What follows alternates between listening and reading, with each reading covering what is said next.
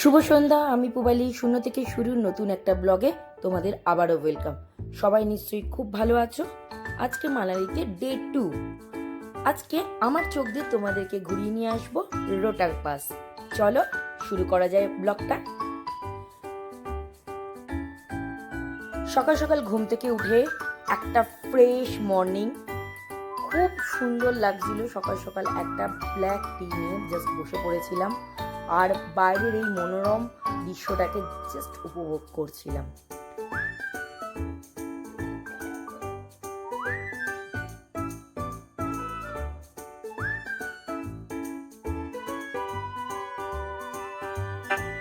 চলো রেডি হয়ে বেরিয়ে পড়েছি রোটাং পাসের জন্য। আর নিচ থেকেই এই ধরনের ড্রেসগুলো পাওয়া যায়, যাতে আইসে তুমি নিজের মতো করে খেলতে পারো। আমি আর আমার ছেলে কোনো রকমভাবেই এই ড্রেসগুলো নিয়ে নিই। আর পথ চলতে চলতে হঠাৎ করে দেখি প্যারাগ্লাইডিং হচ্ছে। তোমরা তো জানো আমি খুব এই ধরনের রাইডগুলো করতে ভালোবাসি। যত উত্তেজনামূলক রাইড হবে বা যত ভয়ঙ্কর স্কেয়ারি জিনিস হবে, I love all this things. চলো রেডি হয়ে নি। প্যারাগ্লাইডিং এর জন্য ওনারা আমাকে সব সুন্দর করে বুঝিয়ে দিচ্ছিলেন।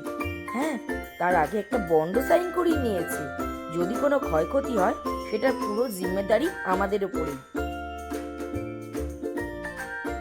চলো নতুন নতুন একটা এক্সপিরিয়েন্স হয় কিরকম সবটা দেখাবো। ওনারা একটা হাতে ক্যামেরাও ধরিয়ে দিয়েছে, যেটাতে আমি আমার মতো করে সবটা ভিডিও রেকর্ডিং করতে পারি। আর সবটা বুঝিয়ে দিচ্ছিল কিরকম ভাবে আমরা করব। ওয়াও, দারুণ লাগছিল। বিশ্বাস করো, মনে হচ্ছিল যেন আমি একটা পাখি হয়ে আকাশে উঠছি। সত্যি বলতে পাখিদের এক্সপিরিয়েন্স তো আমার কখনো হতে পারবে না, কিন্তু প্লেনে চড়েছি অনেকবার। এই প্যারাগ্লাইডিংটার এক্সপিরিয়েন্সটা একদম অন্যরকম, অভূতপূর্ব, অপূর্ব লেগেছিল ওপর থেকে এই পৃথিবীটাকে দেখতে। আর মানালি শহর তো এমনিতেই সুন্দর, তো তার উপর দিয়ে আকাশে আমি ভেসে বেড়াচ্ছি, এটা ভাবলেই আমার বেশ রোমহর্ষক লাগছিল।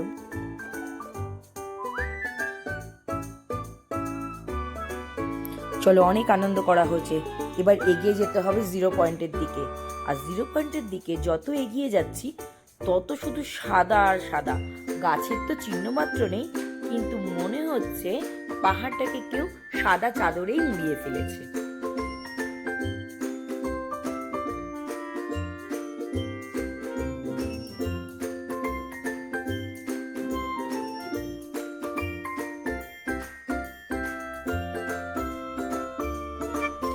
এর আগে আমি অনেক পাহাড়ে গেছি, কিন্তু এত বরফ একসঙ্গে সত্যি আমি কখনো পাইনি। মানালিতে এই নিয়ে মনে হয় আমার 2 থেকে 3বার ঘোরা হয়ে গেল। রোটাং পাসও গেছি, কিন্তু এইবারের রোটাং পাস আমাকে একটা অন্য রূপে ধরা দিল। আমরা যাওয়ার জাস্ট একদিন আগে এই রাস্তা খুলেছিল, মানে রোটাং পাসের রাস্তা।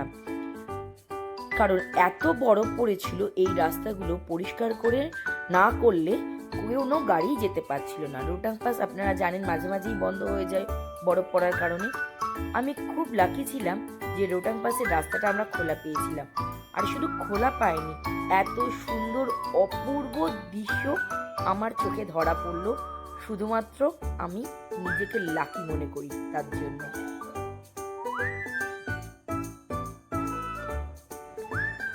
প্রায় দোতলা বাড়ির সমান এই বরফের চাইগুলো দেখছেন, শুধু সাদা আর সাদা, যেদিকেই তাকাবেন শুধু বরফ।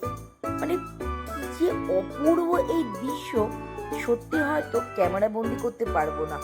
এর এক্সপিরিয়েন্সটাও আমি মুখে ভাষাতেও প্রকাশ করতে পারবো না। জাস্ট অপূর্ব।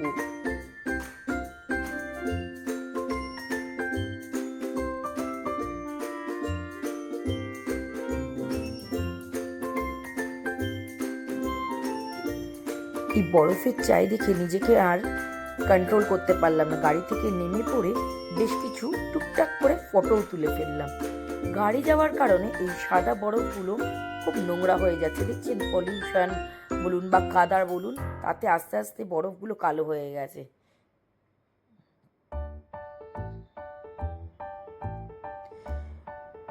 আইসে এত রোদ রিফ্লেক্ট করে যে জাস্ট মনে হয় যেন চোখ টোক সব ধাঁধিয়ে দিচ্ছে।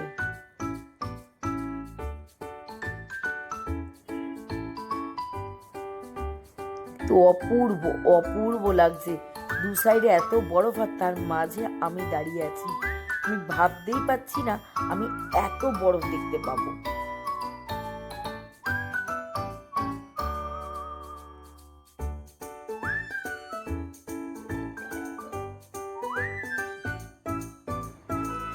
রোটাং পাস যেতে গেলে লোকাল গাড়িতে আপনাকে নিতেই হবে, কারণ লোকাল গাড়ি ছাড়া ওখানে অন্য কোনো গাড়ি অ্যালাউ করা হয় না।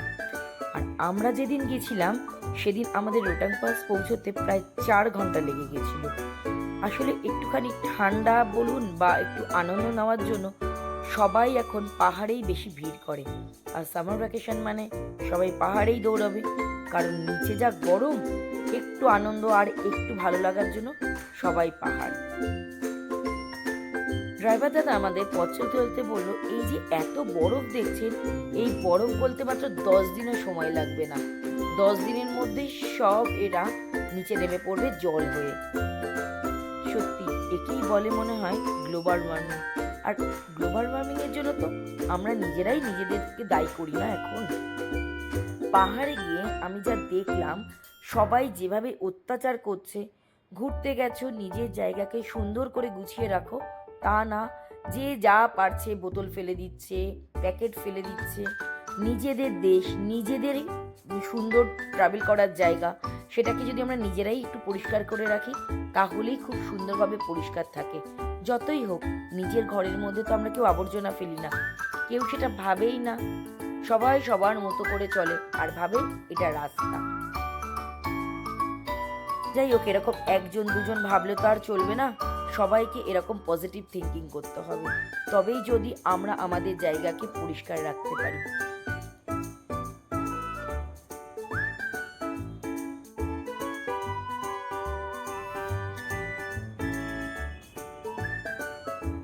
বরফ পড়ার কারণে এই রাস্তাগুলো প্রত্যেক বছর ভেঙে যায় আর প্রত্যেক বছর নতুন করে আবার গড়া হয়। আসলে বরফের চাপ, মানুষের চাপ সব মিলিয়ে এই রাস্তাগুলোর উপরে কম অত্যাচার হয় না কিন্তু।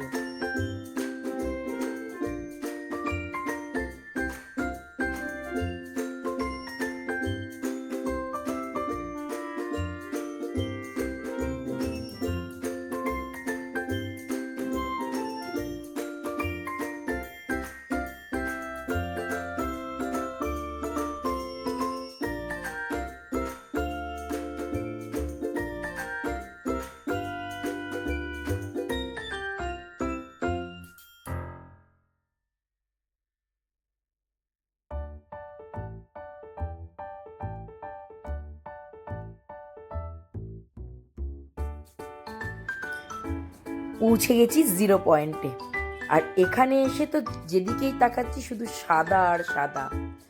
0 পয়েন্টে আসবো আর স্নো বাইক রাইড করবো না, তা কখনো হয়?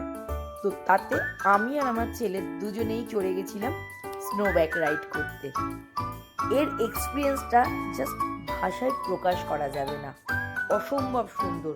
ক্যামেরা ধরতে একটু অসুবিধা হচ্ছিল, কারণ এত ঠান্ডা হাওয়া জাস্ট কাটার মতো এসে স্কিনে লাগছিল আর চোখে লাগছিল। কিন্তু অপূর্ব অপূর্ব এই এক্সপিরিয়েন্সটা। খুব সুন্দরভাবে দাদা আমাদের কতগুলো ছবিও তুলে দিয়েছে, আমাদের চালাতেও বলেছিল, কিন্তু সত্যি কথা বলতে একটু ভয়ও পেয়েছিলাম।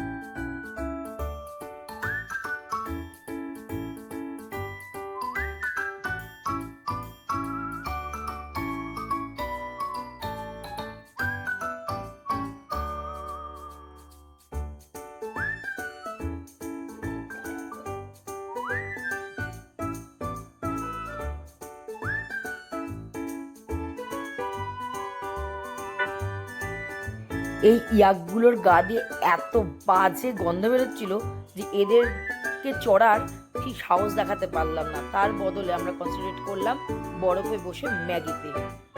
বরফে বসে ম্যাগি খাওয়ার আনন্দটাই আলাদা, বলুন।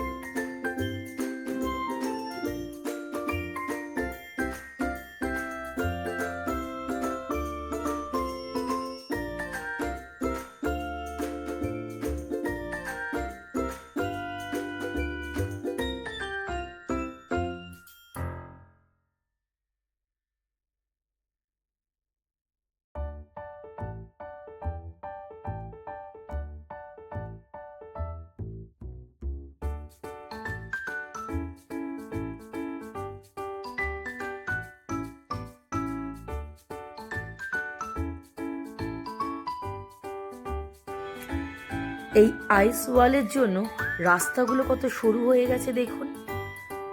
খুব প্রবলেম যদি মুখোমুখি কোনো গাড়ি দাঁড়িয়ে পড়ে, মানে গাড়ি যদি অপোজিট সাইড দিয়ে চলে আসে আপনাকে হয় পেছোতে হবে, আর না হলে আপনার কোনো উপায় নেই, সাইডে তো আপনি যেতেই পারবেন না।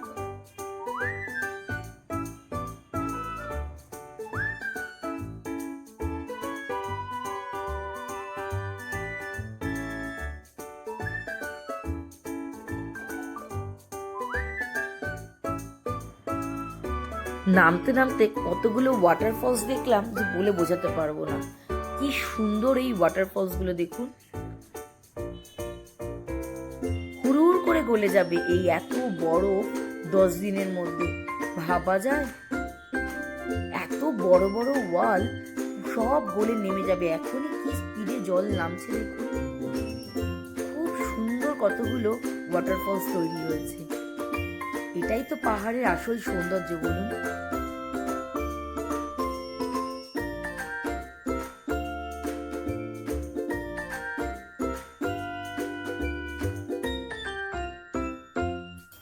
পথ চলতে চলতে পৌঁছে গেলাম ওয়ার্ল্ডের longest single tube highway tunnel. এটার অল্টিটিউড প্রায় 10,000 ফিট আর লং হচ্ছে প্রায় 9 kilometre. One and only Atal tunnel. আজ থেকে কয়েক বছর আগে যখন আমি এসেছিলাম এখানে, তখন আমি এই অটল টানেলটা তৈরি হতে দেখে গেছি। আর আজকে 2024-এ গিয়ে এই অটল টানেলটা আমি ক্রস করলাম। টেকনোলজিতে অনেক এগিয়ে গেছে আজকে ইন্ডিয়া।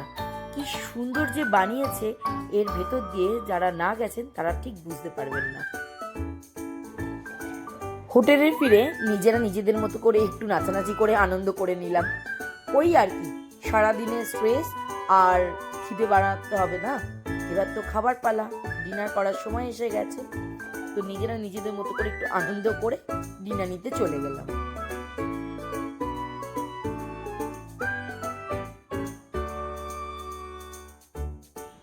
চলুন আপনাদেরকে বাফেট কাউন্টারটা ঘুরিয়ে দেখাই। কি অপূর্ব সুন্দর সাজিয়েছিল এই বাফেট কাউন্টারটা।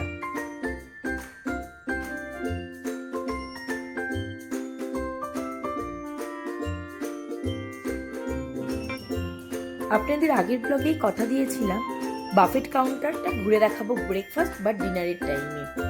যেমন কথা দিয়েছিলাম তেমনভাবেই আজকে নিয়ে এসেছি বাফেট কাউন্টারটা পুরো ঘুরিয়ে দেখাবো।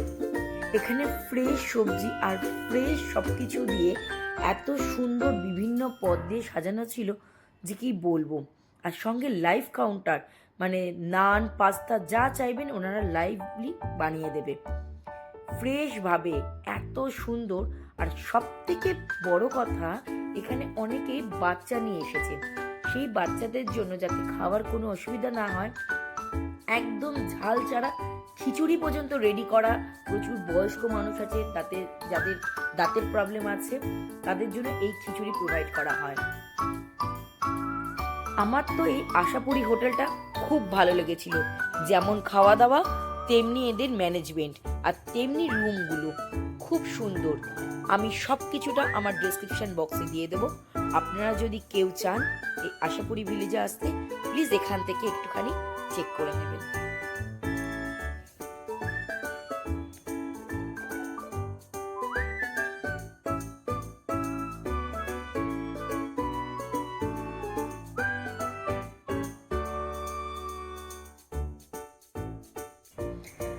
আমরা আমাদের ডিনার এনজয় করতে থাকি, আর আপনারা লাস্ট অবধি ব্লগটা কমপ্লিট করতে থাকুন। আর এতটুকু যদি ভালো লেগে থাকে ব্লগটা, প্লিজ লাইক করতে, সাবস্ক্রাইব করতে আর শেয়ার করতে ভুলবেন না। আরও নতুন নতুন ব্লগ আসতে চলেছে। ততক্ষণের জন্য সবাই সুস্থ থাকবেন, ভালো থাকবেন। Tata, bye bye. আবারও দেখা হবে অন্য কোনো ব্লগে। ততক্ষণের জন্য ভালো থাকবেন, সুস্থ থাকবেন। টাটা।